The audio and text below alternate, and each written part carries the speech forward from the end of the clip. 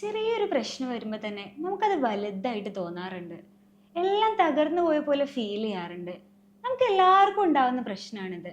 Emotional weakness. ചെറുപ്പത്തിലോ മറ്റൊക്കെ ഉണ്ടാവുന്ന ബുള്ളിങ്ങോ കമ്പാരിസൺസോ ഒക്കെ കാരണം ഇൻഫീരിയോറിറ്റി കോംപ്ലക്സ് ഉണ്ടാവാനും അത് പിന്നീട് ഇമോഷണലി നമ്മളെ വീക്കാക്കാനും ചാൻസ് ഉണ്ട്. ഇതുപോലെ തന്നെ സെൽഫ് അവെയർനെസ് കുറവുള്ള ആളുകളിലും ദേഷ്യം, വിഷമം, സങ്കടമൊക്കെ ഉള്ളിൽ അടക്കി പിടിച്ച് നിൽക്കുന്ന ആളുകളെയും ഇത് പിന്നീട് ഇമോഷണലി വീക്ക് ആക്കാൻ ചാൻസ് ഉണ്ട്.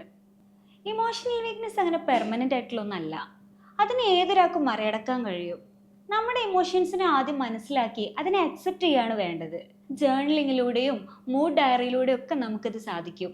നമ്മൾ പോലും അറിയാതെ നമ്മളെ ഉള്ളിൽ കിടക്കുന്ന ചില ചിന്തകൾ കാരണവും നമ്മുടെ ഇമോഷൻസ് വീക്ക് ആവാൻ ചാൻസ് ഉണ്ട്. നമ്മുടെ ചിന്തകളെ കറക്റ്റ് മനസ്സിലാക്കുകയും അതിനെ റീബിൽഡ് ചെയ്യുകയാണ് നമ്മൾ ചെയ്യേണ്ട ഒരു കാര്യം എന്ന് പറഞ്ഞാൽ. ഒരു ക്ലോസ് ഫ്രണ്ടായിട്ട് കമ്മ്യൂണിക്കേറ്റ് ചെയ്യുന്നതിലൂടെയോ അല്ലെങ്കിൽ ഒരു പ്രൊഫഷണൽ ഹെൽപ്പ് തേടുന്നതിലൂടെയോ ഒക്കെ ഇത് നമുക്ക് കൂടുതൽ ഈസി ആവും. പ്രോബ്ലം സോൾവിങ് സ്കില്ല് ഡെവലപ്പ് ചെയ്യും അതിനെ കണ്ടിന്യൂസ് ആയിട്ട് പ്രാക്ടീസ് ചെയ്യുകയും ചെയ്യാൻ പറ്റുകയാണെങ്കിൽ ഇമോഷണൽ വീക്ക്നെസ്സിനെ നമുക്ക് ഈസി ആയിട്ട് ശരിയാക്കി എടുക്കാൻ പറ്റും.